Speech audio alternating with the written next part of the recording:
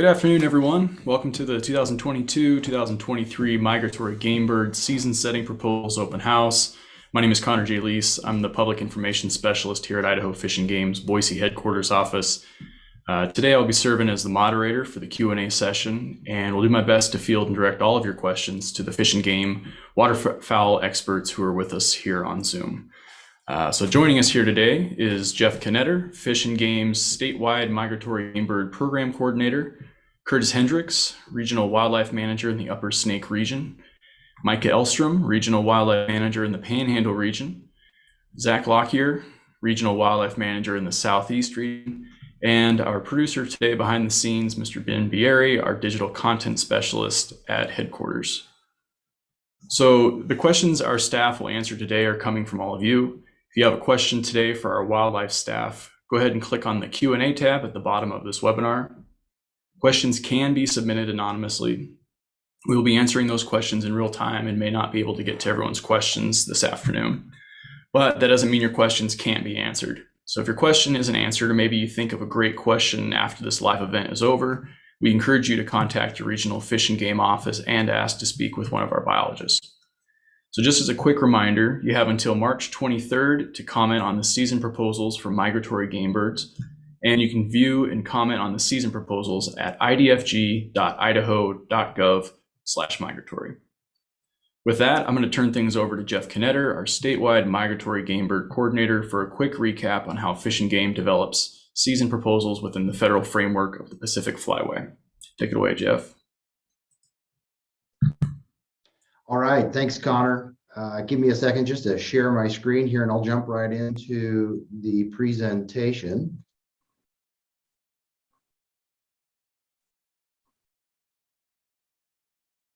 All right, just a little bit of confirmation. Everything looked good to folks. All right, we're looking good. So hello, good afternoon, and welcome to our virtual open house today. This is going to be covering the 2022-2023 migratory game bird seasons. Again, my name is Jeff Knetter. I am the Upland Game and Migratory Game Bird Coordinator for your Idaho Department of Fish and Game. In this video today, I'm going to provide a little background on how migratory game bird seasons are set. This is going to include the federal season frameworks, the decision space within which states can set seasons, and lastly, how Fish and Game uses hunter opinion surveys to inform our hunting season proposals, and then I'll do an overview of the proposals that we have this year.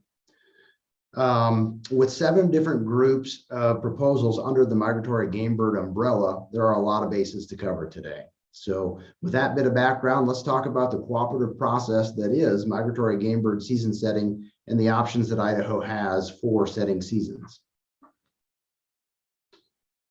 So how and when migratory game birds are hunted really begins with the Migratory Bird Treaty Act. This was signed in 1918 between the United States and Great Britain on behalf of Canada at the time to protect migratory birds. It provides the authority to the Secretary of the Interior to determine when hunting can take place for migratory game birds. The U.S. Fish and Wildlife Service serves as the lead federal agency for migratory game bird management and conservation within the United States. However, because migratory birds do not obey political boundaries very well, migratory bird management is a cooperative effort between federal and state agencies. The Idaho Department of Fish and Game participates in this process as a member of the Pacific Flyway Council. Migratory game bird seasons are set within frameworks or sideboards that are established by the U.S. Fish and Wildlife Service after they consult with all state wildlife agencies. These season frameworks define the outside dates during which the seasons can occur, the season length, as well as the bag limits associated with each species. So the question begs, what can states choose on an annual basis? Let's use waterfowl as an example. So currently there are 107 days to hunt waterfowl in the Pacific Flyway. In 2002, states are responsible for distributing those 107 days of hunting between September 24th and January 31st for ducks and Canada geese, and between September 24th and March 10th for light geese and white-fronted geese. For the upcoming duck and Canada goose seasons, there are 130 days in this time frame. And we live in a pretty geographically diverse state, so trying to figure out when and where to hold these seasons can be a bit of a challenge. So to address this, excuse me, Fish and Game has offered different season structures in different portions of the state through the use of zones. In those zones, seasons may be continuous or split. For example, if Idaho wanted to take advantage of an early opening date or the latest closing date, seasons dates must be adjusted accordingly on one end of the season. Alternatively, a split season could be used where the season closes for a period of time to accommodate an early opening date and a late closing date. In recent years, Idaho has chosen two youth or in combination with military veteran hunting days and a continuous 105-day duck season to all licensed hunters. So what exactly are zones and splits? Well, zones and splits are special regulations. These are designed to distribute hunting opportunities and harvest according to when birds are available for harvest or to satisfy hunter desires in different parts of the state. What's a zone? A zone is a geographic area or portion of a state with a contiguous boundary for which independent dates may be selected for a given season. The Fish and Wildlife Service has established guidelines to provide a framework for zones and split seasons. It's important to note that once a duck zone configuration, it must remain in place for the following 5 years. One exception to this is that because of COVID restrictions and some concerns about whether or not states were able to provide adequate scoping, there was an option during 2021 for states to consider zone configuration options that would apply from 2022 through 2025. If folks are paying attention to our annual zone structure, they will notice that we do have a new zone that appears in the Panhandle area and a consolidation of two zones in eastern Idaho, where we now only have one zone 1 over in the eastern portion of the state. Goose zones may be changed on an annual basis. So the next question begins, how does Fish and Game develop seasons and zone proposals? Well, both Idaho's current zones and the season proposals before you this year are the product of extensive outreach to hunters that are aimed at understanding their hunting season preferences.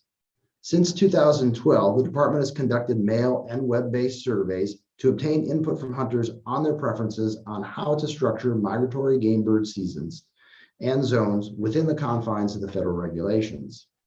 Feedback from these surveys has been used to help guide the season setting process during the following 5 years, which aligns with the frequency of when zones can be changed for duck seasons. The department conducted its most recent iteration of the survey in January 2020. A few important results from that survey suggest that most Idaho duck and Canada goose hunters prefer continuous seasons rather than split seasons. So a continuous season is a season that starts on one date and ends on another date, as opposed to a split season that would start, close for a period of time, and then reopen. Furthermore, most hunters in North and Southwest Idaho prefer waterfowl seasons that start and end later to allow for hunting opportunities as close as possible to the end of the federal framework, which is January 31st for ducks. And lastly, hunters in much of eastern Idaho prefer duck seasons that start as early as possible in October to allow for hunting opportunities prior to wetlands freezing. Canada goose hunters in East Idaho preferred seasons that end later in some locations. So after that brief introduction, here are the proposals for the 2022-2023 seasons. These proposals on this page are for ducks, Wilson snipe, and coots. The first thing to note is that there are 2 days for the youth/veteran hunting opportunity from September 24th and September 25th, 2022. For ducks, snipe, and coots in zones 1 and 4, the proposed seasons are October 1st through January 31st, 2023. And then there's sort of a season within a season for scaup from October 1st, 2022 through December 25th, 2022. In zone 2, the Panhandle zone, there are 2 options that we are currently scoping. The first of which is from October 1st through January 13th, and the scaup season would run from October 20th through January 13th. The other option to consider is a fixed date option, fixed date meaning that The season does not necessarily start on a Saturday. This would be October 19th, which is a Wednesday, that would run through January 31st, which is the latest date in the framework that is allowable. The SCOP season would run from November 7th and run through January 31st.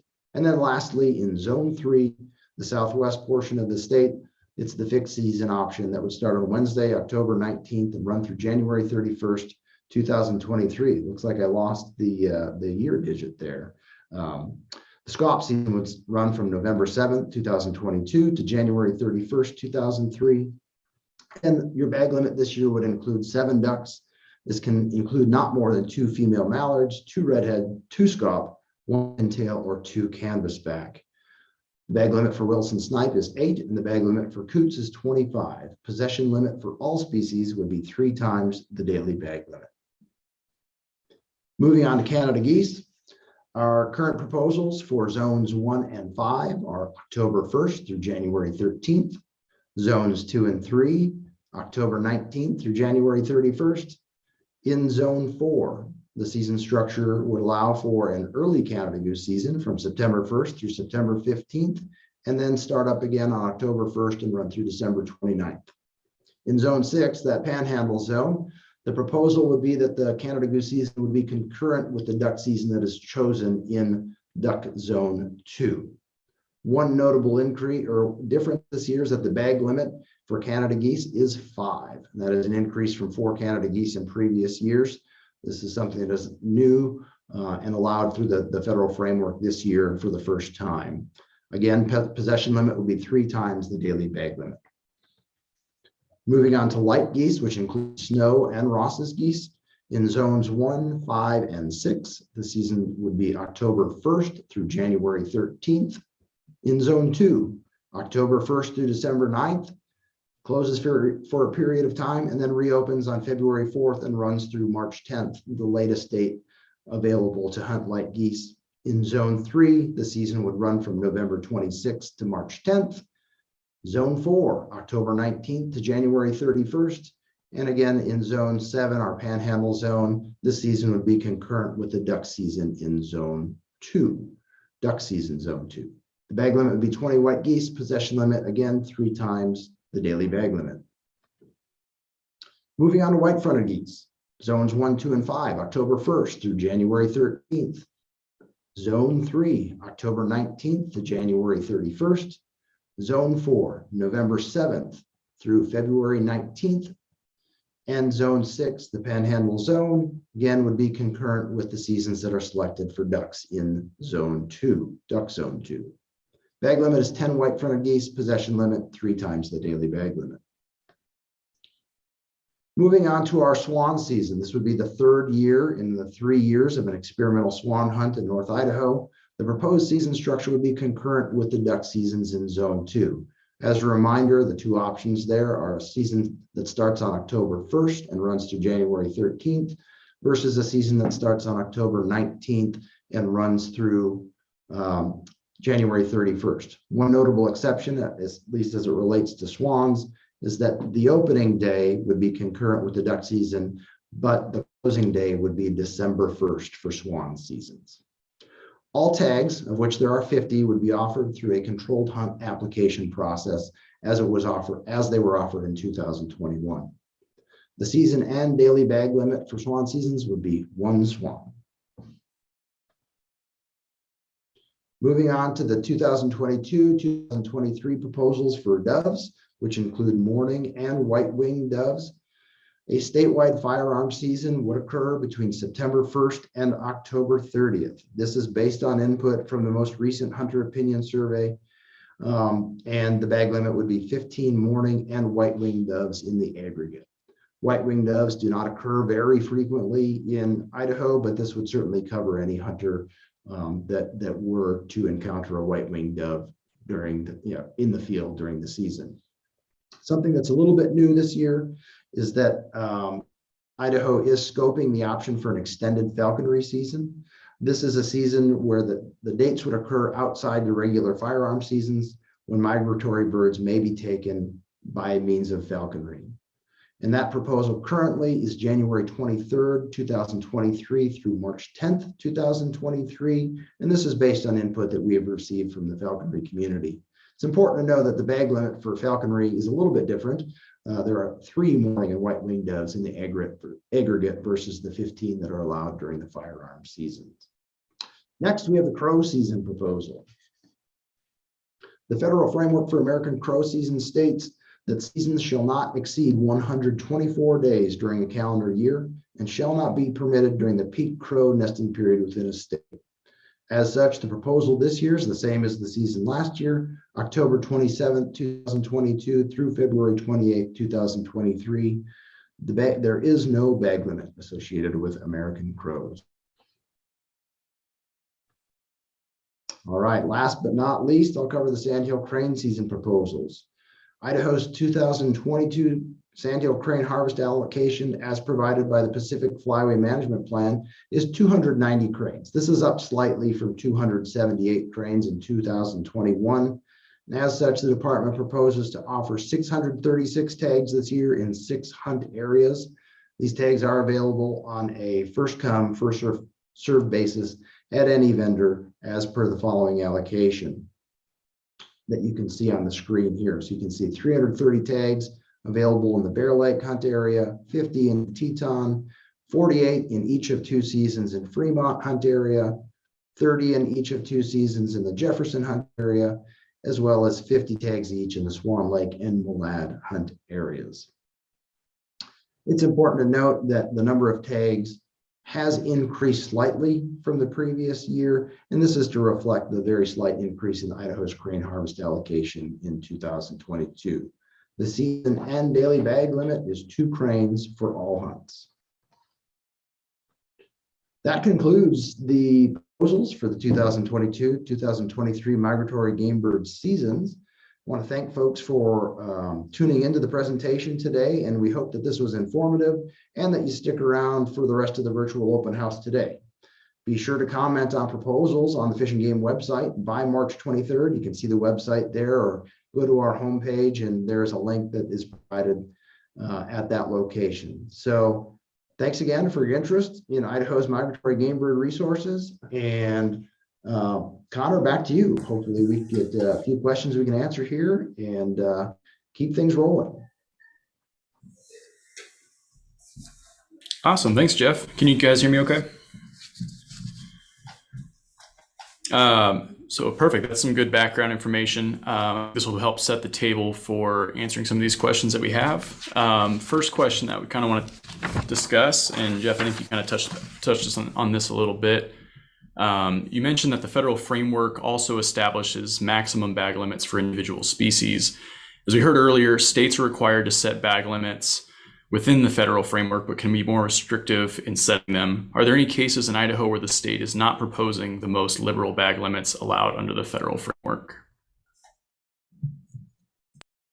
Yeah, thanks, Connor.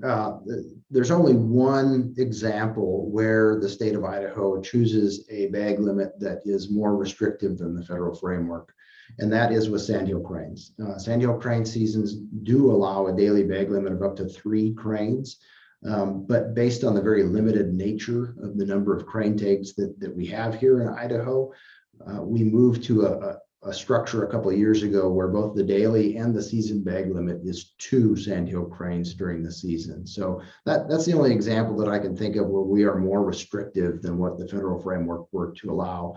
And from our perspective as managers of this resource, that's more of an equity opportunity to try and distribute opportunity to a greater number of people by having a lower bag limit.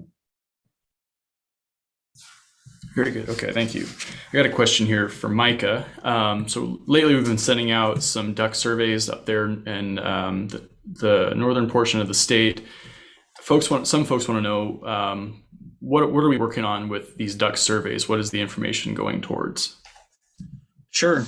Thanks, Connor. So as Jeff alluded to during his presentation earlier, we've done extensive hunter opinion surveys over the last several years to gauge hunter interest in different season dates and opportunities.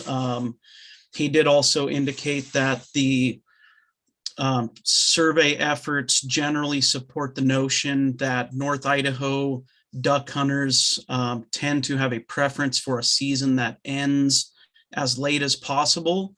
However, we have received feedback from other sportsmen that have also expressed a desire to open seasons as early as possible, and people who have a desire to open the season on a Saturday.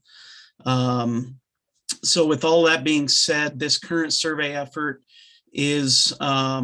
will provide us with another data point to look at, and it will provide us with additional sportsman opinions and allow us to better gauge current interest in season structures for the Zone 2 Panhandle duck zone. Awesome. Thank you, Micah. I got a question for that Zach and Jeff might be able to help us out with. A question that came in our Q&A feature down below. Why are the zones broken up the way they are? Goose Zone 2 is very small. Just curious why it was made that way. Hey, Connor, I think I'll dive in here to start. And if he's referring to Canada Goose Zone 2, we'd be referring to Bonneville County, which actually falls in Curtis's neck of the woods. And this kind of goes back to the presentation where we're really attempting to structure our zones and the seasons within those zones based on the input that we've received through the public opinion surveys that we've conducted. So not only did we do a duck and dove season hunter preference survey in 2020, we actually did a goose preference survey in 2019. That wasn't included in my presentation, but we're certainly using that information. And based on that, there appears to be a preference in that part of the state to hunt at a little different time than other parts of the state. And I'll turn it over to Curtis to kind of address some of the comments that he's heard and why we've made the decision we have in that part of the world.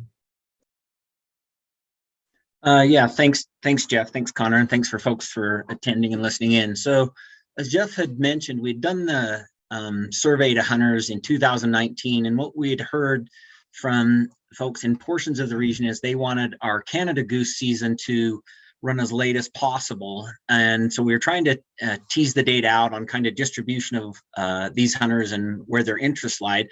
And so folks who've hunted in the Upper Snake the last couple of years noticed that our Canada Goose season did start later and it ran later. Well, after having ran this for two years, we were getting a fair amount of feedback from hunters that hunted the more northern portion, kind of north of Idaho Falls. And they were expressing frustration in their inability while they were out duck hunting to harvest a Canada goose if it happened to come by. And so we started re-looking at the data, talking with hunters and figuring some things out. And what largely had seemingly came out of this was that those folks that hunt late, field hunt, focus on the river for that latter portion, most of that opportunity and where those things are kind of lie south of Idaho Falls and primarily in Bonneville County. There's a small segment, potentially up by Manan or that country where there's some of that activity going. But after discussions, looking at data, we figured, okay, we can give that opportunity to the folks that are most interested in the places where most of our late season Canada Goose hunting is occurring.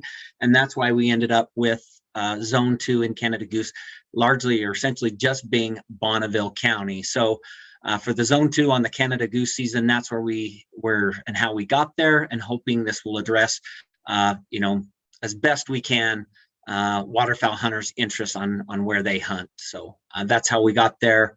On the Canada Goose, if you're talking about the light goose season, within the Upper Snake region, we have a very, very limited window. We can only hunt light geese until March 10th. In most years, we don't even hardly have any light geese in the Upper Snake until after that date. Occasionally, we'll get a few birds moving through a little earlier, and you'll see that our dividing line in much of the Upper Snake is kind of on the west side of I-15. That's where a good number of our snow geese, will end up feeding and utilizing on their way through. But most years we don't even have white geese in the upper snake prior to that March 10th closing date. And that date is set from the federal framework. We cannot hunt later. There's often folks questioning, why don't we hunt, snow geese or light geese later when they're here? And that's as Jeff had laid out in the discussion earlier, we can't hunt light geese later than March 10th. So. Okay, very good. Thank you, Curtis. Jeff, I have a question for you. So kind of following up along those same lines, we have a couple questions from online regarding a split season as a solution to satisfy both of these hunter groups in Zone 3. Is that an option under our current zone structure? Connor, thanks. That's a good question. And the long and the short of it, at least under our current zone structure, is no, it's not an option. Given that we have 4 zones, states do not have the opportunity to split seasons. A state would need to have 3 zones or fewer in order to institute splits. And part of the reason that Idaho does have 4 duck zones is, again, based on those public opinion surveys that we've done through time. Given the fact that greater than 70% of our respondents and constituents tell us that they prefer to have a continuous season rather than a split, we have decided to maximize the number of zones that we have. We can have no more than 4 zones. And so we are taking full advantage of the number of zones we can have. And as a result, that precludes us from having a split. Okay, thank you, Jeff. So now we have a question from online, from our comments section. Several folks have commented that the youth hunt and veterans and active military hunt should be separate. They argue that it's well-meaning, but youth should have their own time to hunt. So James Gilbert from Mountain Home writes, the youth part of the proposal is excellent, but adding the active duty military is not. If you want to grant the 2 days for active duty military, do it at the end of the season, not before. You wouldn't do this in big game hunts for youth, so why is it acceptable to do with waterfowl? Does anybody on our panel want to go after that one? Hey, Connor, I'll attempt to address that question. And you'll find a common theme here that we keep coming back to our hunter opinion surveys. And the last time we held our hunter opinion survey in 2020, we specifically asked our constituents whether or not they preferred the youth/veteran days to occur together. There's actually 2 days allowed for youth, and there's 2 days allowed for veterans, or they can occur on the same day or same 2 days. So if you think about the 107 days that we have available and the fact that we use those 2 days, that leaves 105 days. So we pose the question to constituents, do you prefer to have those days together or do you prefer to have them separate? And the majority of respondents that we had did prefer to have a youth and veteran hunting opportunity at the same time. So the long and the short of it is, we asked our constituency and the majority of the respondents responded and said that they prefer to have those 2 days held at the same time. Thanks, Jeff. So Zach, do you have any follow-up regarding this topic in Zone 5 by chance? Yeah, I can speak a little bit. In this part of the state, we often get questions regarding the zone structure for ducks and geese around the Shoshone-Bannock Reservation and around American Falls. And to explain that, it's a product of some decisions that happened back in the 80s. And in the mid 80s, the U.S. Fish and Wildlife Service actually granted tribes the authority to set their own waterfowl seasons, and those could be separate from seasons elsewhere in the state. And in an effort to avoid conflict between tribal seasons and seasons outside of the reservation, the U.S. Fish and Wildlife Service, the department, and the tribe entered into a series of discussions and negotiations that culminated in the zone that you've seen in past regulations that includes the Shoshone-Bannock tribe and portions just outside the tribe, particularly around American Falls Reservoir. And the decision was made that that particular area would be co-managed between the department and the tribe. And so today, we're still living with that agreement, and the result is a proposal by the tribe and by the department for an earlier opening date and an earlier closing date for ducks and geese. If there's additional questions about that particular area, I'd be happy to take those as they come in, but I'll leave it at that for now. Awesome. Thank you, Zach. If anybody watching right now has any further questions for our panelists regarding ducks specifically, you can use the Q&A feature down at the bottom and ask your questions live. But for now, we're going to move on to dove, since that's next in the proposals. So one of the questions we have is, in the past, we've had a number of questions about the potential for an earlier start date. What's the earliest date we can start dove under the federal framework, and what are we proposing for this year?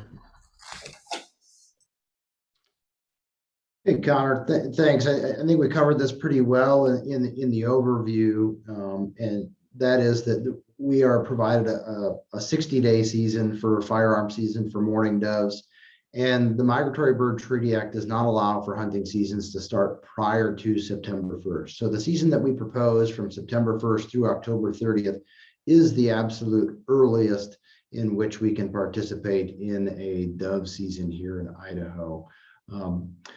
We certainly do hear about it on an annual basis that, we get a cold front that moves through in late August and it pushes a lot of doves out of the area, out of a variety of areas in the state. But there's no opportunity to move that earlier, entirely because the Migratory Bird Treaty Act does not allow that opportunity. So that's really the long and the short of that question. Thank you, Jeff. Got maybe a follow-up question for you too. So our next question is about hunting Eurasian collared doves. They aren't mentioned in the proposal. So can you explain how this species is managed and how this affects hunters? Gotcha. Yeah, Eurasian collared doves are an introduced species. I believe the species was first introduced in Florida and has kind of made its way across North America, I believe even into Canada locations.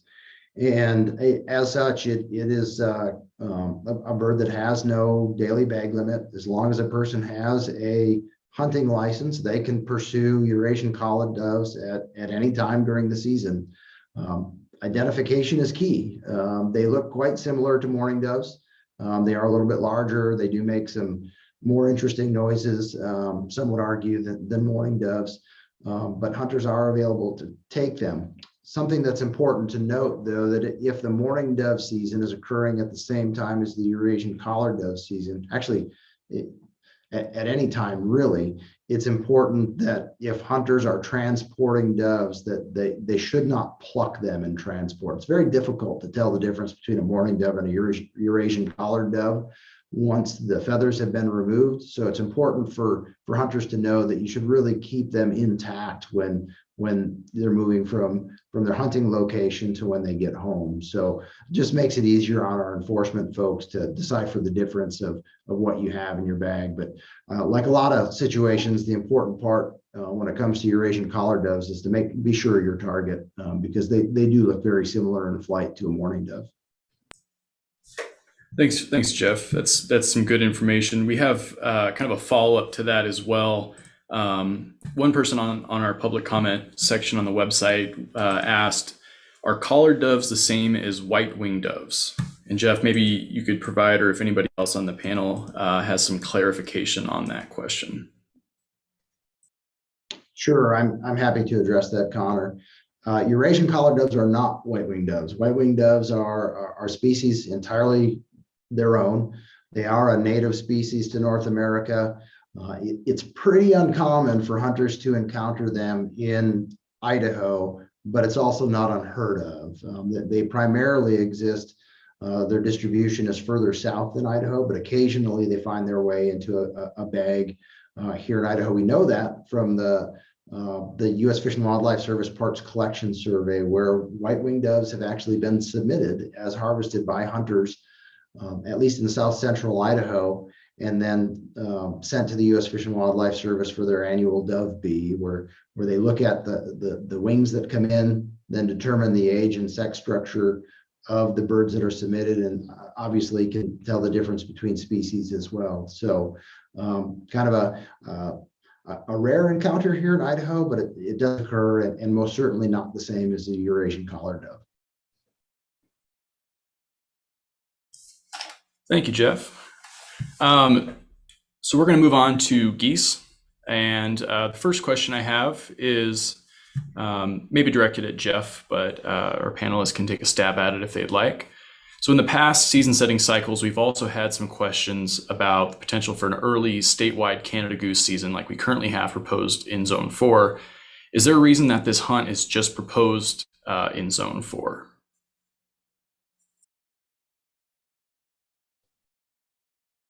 Yeah, Connor, I'm happy to provide some insight here, and then might ask for a little bit of follow-up from Zach, given that hunt occurs in the Southeast region. So the Pacific Flyway states have an opportunity to hold early Canada goose seasons that do start as early as September 1st.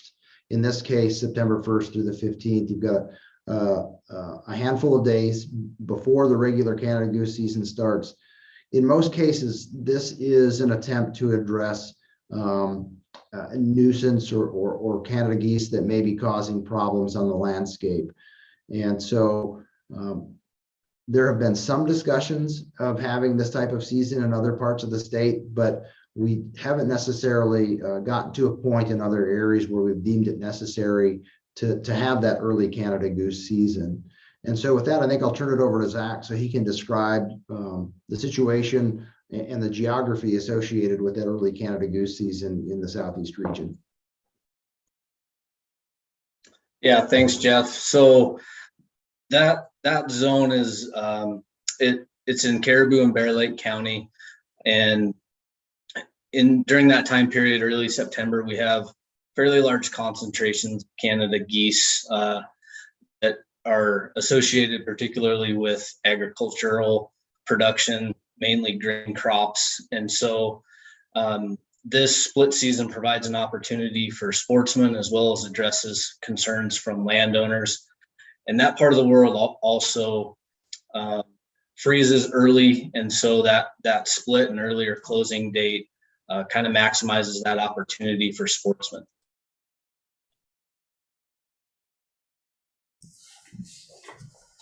Excellent. Thank you very much. Got another question here regarding geese, and this one might pertain to Curtis. So folks want to know, why does Bonneville County have its own Canada goose zone? Yeah, thanks again, Connor. I spoke about this just a bit briefly before. So once again, this came from our goose hunter survey and our waterfowl survey in general that we've done. So the goose survey was in 2019, and from that we'd seen some of the folks that hunt in the Upper Snake region, they want to hunt Canada geese as late as they can.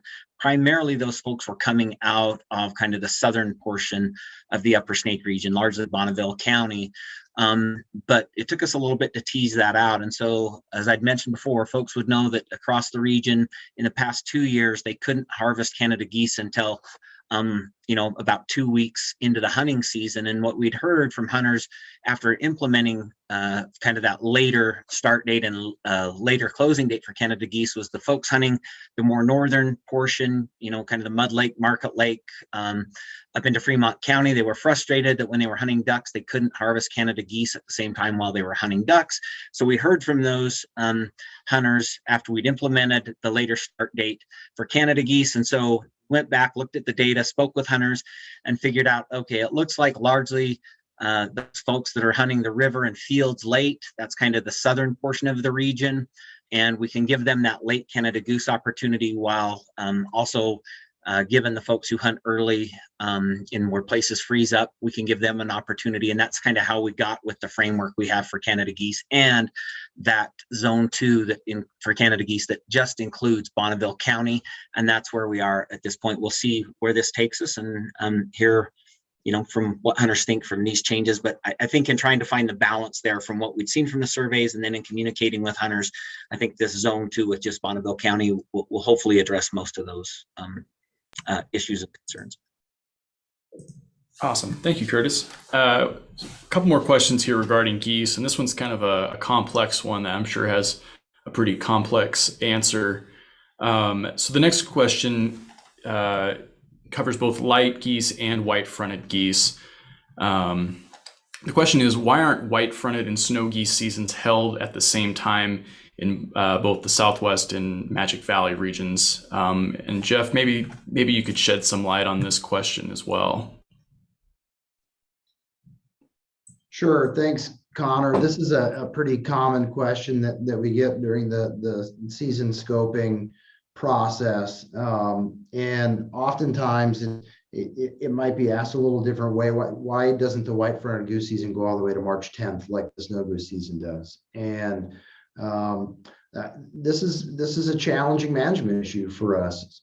When we first instituted our first snow goose season back in 2010, when the framework was expanded to March 10th, we gave a lot of thought to when are geese going to be available for hunting. And as such, we structured our season accordingly. We started it at a point where we could allow hunting through March 10th, knowing that in some cases we have birds that actually arrive after March 10th. And we also didn't want to create seasons in areas where birds didn't show up at all until after March 10th.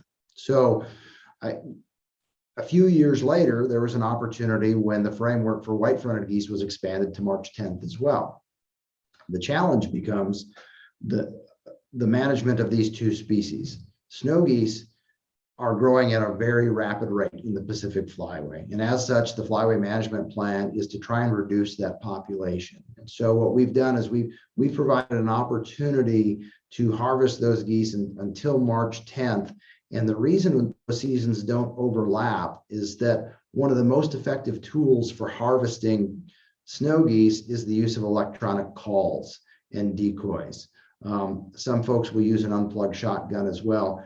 Those tools are only available if snow goose hunting is the only season that's available. So in trying to provide an opportunity for both white-fronted goose hunters as well as snow goose hunters, and to try to maximize harvest during the very limited time that we have to harvest those birds, we try to provide that opportunity when hunters can use electronic calls when they are most effective to try and actually harvest those geese on the landscape. So we've asked our constituents questions about that. We've asked them about the timing of those seasons, whether it's important for them to be hunting those species at the same time.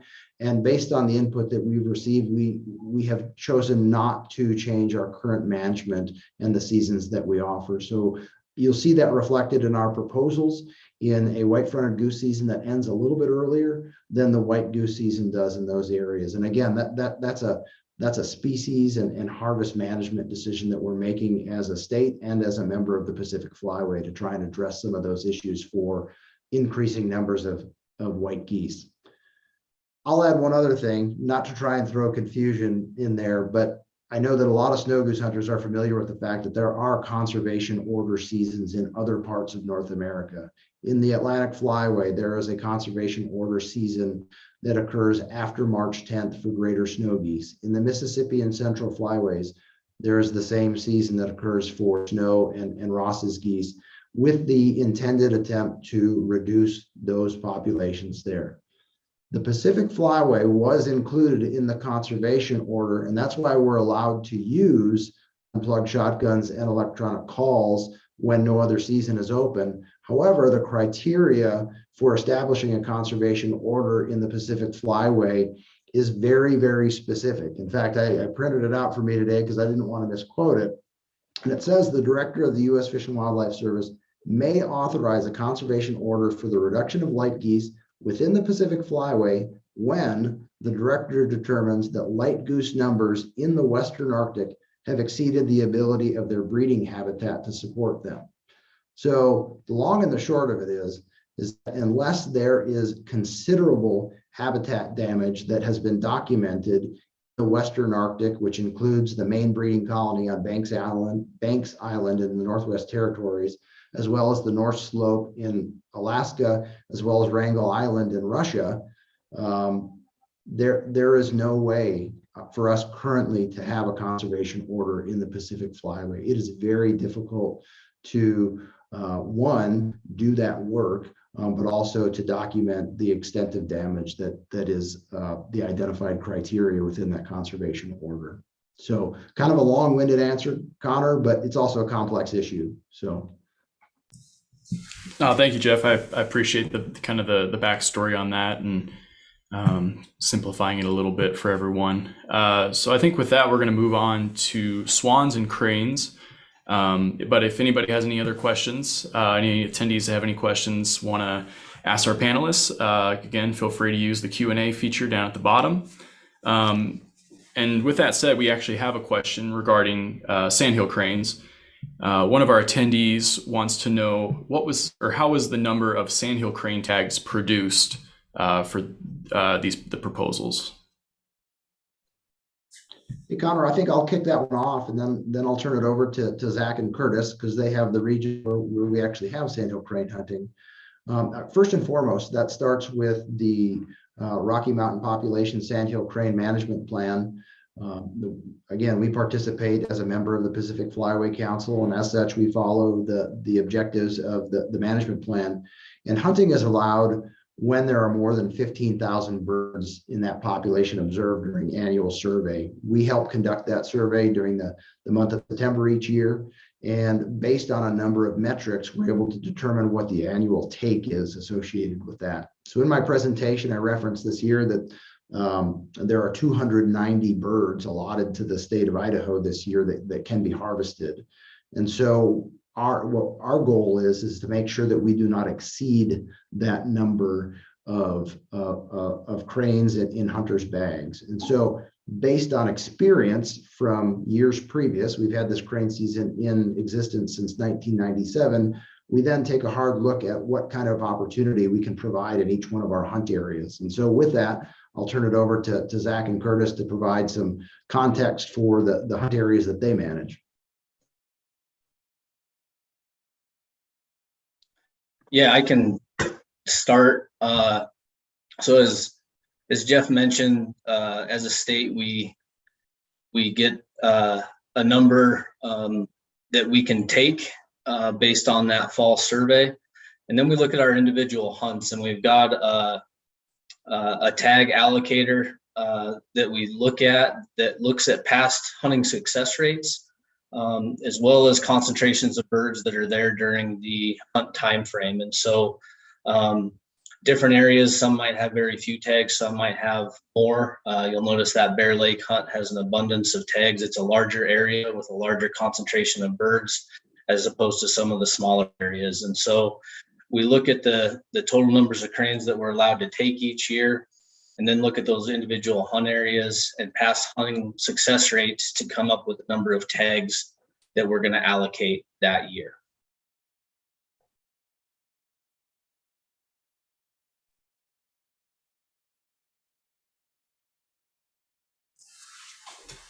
Awesome. Thank you, Zach.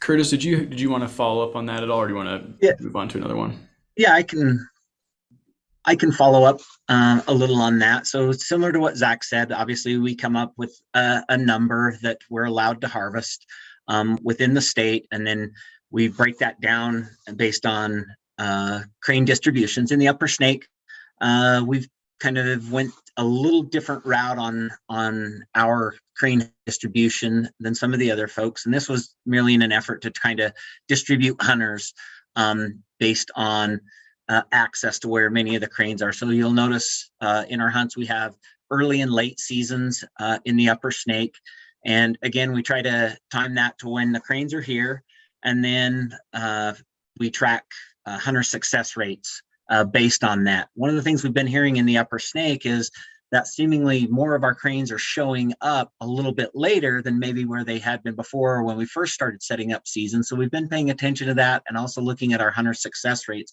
And what we're seeing is that our hunters that have the first hunt that's out there are still having better success than our hunters in our later hunts. And so we're trying to kind of match our hunter success rates based on what we're hearing and potentially seeing from hunters as far as crane availability. So again, I encourage any hunters that are out there to please share kind of what their experiences are and whether they're seeing, potentially fewer birds in the early hunts if they've been there, or, more in the later hunts there. So that's one of the things that we're paying attention to, and we'll continue to monitor and want to offer the best crane hunting opportunity that we have out there. So yeah, folks have follow-up questions, please reach out to us here at the regional office specific to cranes. So.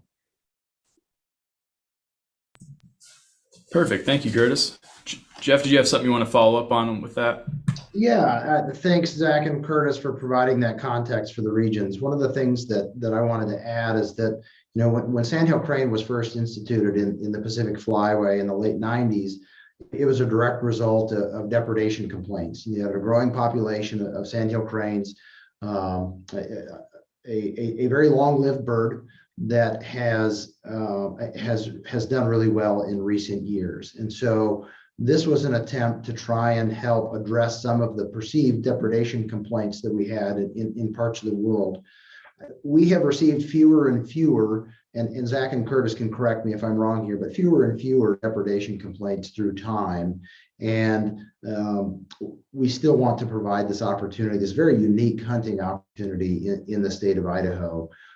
There are other seasons that occur in the state of Utah, Montana, and Wyoming, but a very limited hunting opportunity occurs here in the Pacific Flyway. And so that is one of our intents, is to make sure that we can maintain that opportunity. And we still target some of our hunting in some of those high use areas where there are still some depredation concerns. So I just want to be able to add that, and certainly pass along to Zach or Curtis if they have anything else to add before we move on to another topic.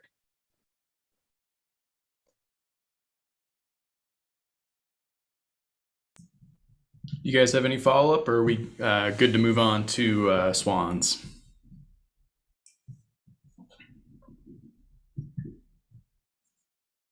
All right, I think we're moving on to swans. So with that, I'm going to turn it over to Micah for a couple questions up in the Panhandle. So Micah, can you help answer a few questions that we have? One, how many swans were harvested during the 2021 season?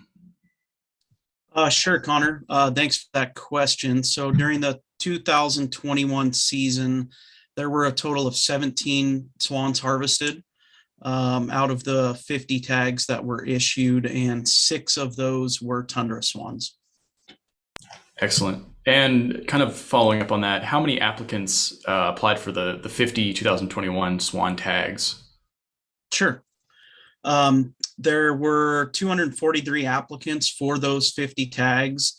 The breakout is 227 resident applicants, and there were 16 non-resident applicants for those 50 tags. Perfect. One more question for you, Micah. So why does the swan season end on December 1st? Sure, that's a good question, Connor. We've gotten questioned about that a bit lately, and those dates, so our regional survey and regional swan survey information and other observation records from eBird database and different databases regarding bird observations, a lot of the dates indicate that tundra swans arrive typically around the 1st of October, and they will be in the area through mid-December-ish, whereas those same records and databases show that trumpeter swan observations in the Panhandle prior to December 1st are relatively minimal. And then trumpeter numbers tend to increase later on in December and January. So with that said, tundra swan populations are significantly larger than trumpeter swan populations. And the thought and strategy behind the season dates is basically by ending the season on December 1st, all of those survey data and observational records indicate that trumpeter swan harvest could be minimized by those season dates there. Also, I just wanted to add that if folks are interested, they can learn a lot more. And there's a lot of other interesting information regarding swans, kind of their status and other information about the hunt on our website. They can take a swan orientation course that was developed by the department. And it's a really cool resource for folks. They can go on our website to the Swan page, take the orientation course. It talks a lot about swan conservation, the hunting season. That course is open to anyone to take, and people can take it as many times as they want. So I would encourage folks to take advantage of that resource as well. Perfect. Thank you very much, Micah. One kind of follow-up question on regarding swans. It seems like that's a hunt that's pretty much limited to the Panhandle. So Curtis and Zach, could you maybe answer why we don't hunt swans in the eastern part of the state?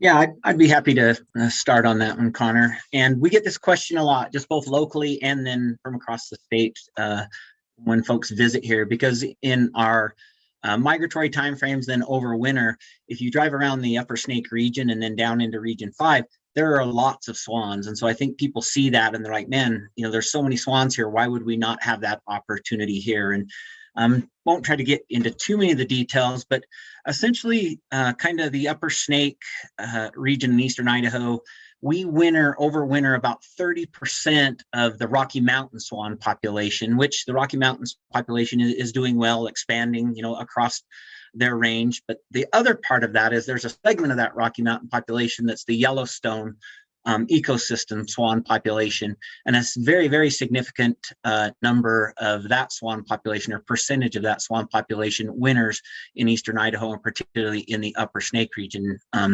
Upwards of probably 70% of the Yellowstone swan population back when we did our last survey on the Yellowstone segment. And so that the Yellowstone segment is not doing so well. Their productivity and production over the last number of years has been quite low. They're not recruiting to the levels that we would like to see. And so we're trying to help that population here. And with the significant percentage of the swans here in the Upper Snake and in eastern Idaho being the trumpeters from the Yellowstone population, we're hesitant to implement harvest where we have a pretty high likelihood of harvesting a trumpeter from the Yellowstone segment. So I didn't mean to make that confusing, but that's why. And yeah, we're really lucky to have the swan resource we have here in eastern Idaho. And I encourage anybody out there to, if you get bored during the winter months, go take a drive out towards deer parks or, along any of the bared off ag fields, both here in the Upper Snake and down in Zach's country. And you'll be treated to some really cool observation opportunities for swans.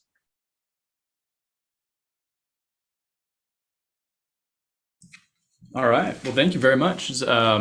Sorry, Zach, I didn't know if I was going to cut you off on that. But it looks like we're getting kind of a lull in some of the questions. So I was going to ask, do we have any concluding thoughts today with from our panelists at all? Anything that we wanted to cover? Hey, Connor, I'd like to follow up a little bit on Curtis's comments there, and then also probably include a couple kind of gee whiz things for the audience in regard to our resource here in Idaho. And the first thing that I've noted in regard to what Curtis said is that we're very fortunate to have a swan hunting opportunity at all. This is an extremely limited opportunity throughout the West. It does occur in other places along the Atlantic coast as well, but there are only hunting seasons in Utah, Nevada, Montana, and now Idaho. And to go through that process to actually have a hunt has been a years-long process. We needed to have an environmental assessment done by the U.S. Fish and Wildlife Service, and that allowed us to have this 3-year experimental hunt. And so this will be our third and final year on the experimental side of things that will be evaluated by the U.S. Fish and Wildlife Service to determine whether or not we can continue to have a swan season moving forward. And again, this unique opportunity is provided by the fact that both tundra swans and trumpeter swans are doing particularly well. As Curtis mentioned, there is this population of swans that nests in the greater Yellowstone area that is not nearly as productive as other components. For example, the component that nests in Canada and further north demonstrates that it is growing. And the presumption when we instituted the season is that if there were to be trumpeter swans that were harvested in North Idaho, there's a very high likelihood that those trumpeter swans, if they are harvested, would likely originate from the Canadian proportion of this population rather than the birds that are nesting in the greater Yellowstone ecosystem. So that's something that's important to note.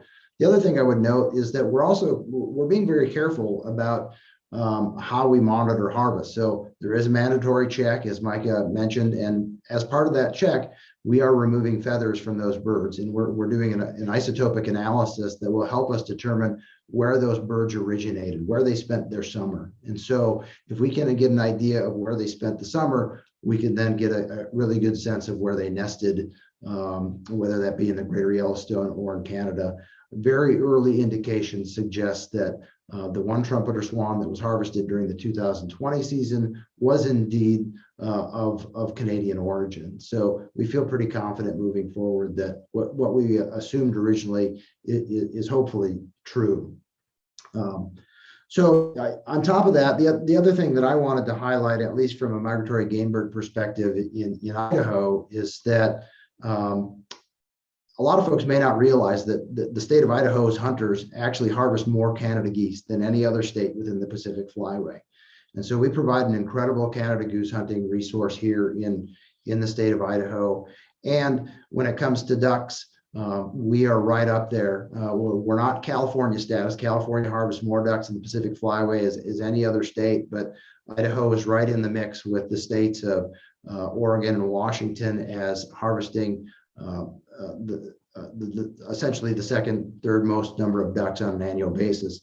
The other thing that I think might be surprising to individuals is that Idaho also harvests a very large number, over 100,000 mourning doves on an annual basis. And that's right behind the heavy hitters of California and Arizona, where there's a lot of mourning dove harvest, but just another excellent harvest opportunity. I guess just a way to emphasize that the migratory game bird hunting resources in Idaho are pretty diverse and provide a lot of opportunity. And while Idaho may not produce as many ducks as the Canadian prairies, the ducks that are produced here do tend to get harvested by Idaho hunters. And it's important to consider that we need to continue to manage on our properties, as well as continue to improve habitat. And we're always looking for opportunities to improve habitat. Our biologists in our regions are constantly looking for opportunities to improve habitat for waterfowl, migratory game birds, and we're always willing to work with folks to do that. So with that, I really appreciate the time and attention that people have taken to participate today, and I'll turn it over to any of the regional folks to provide their perspectives as well. So thanks again for your participation, and remember to engage in our online survey by March 23rd. Awesome. Thank you, Jeff. Again, thank you to everybody for taking the time out of your day today to be on this panel. That's a lot of information about waterfowl in 1 hour time. So thank you guys for being here. Thank you for everybody who is watching. Yeah, we appreciate your input. If you'd still like to provide input for the 2022-23 season setting proposals, you still can do so at idfg.idaho.gov/migratory. Again, just to reiterate what Jeff said, the deadline to leave comments is 1 week from today, Wednesday, March 23rd. So yeah, unless anybody else has any thoughts, again, thank you for joining us today and have a wonderful day. Thank you.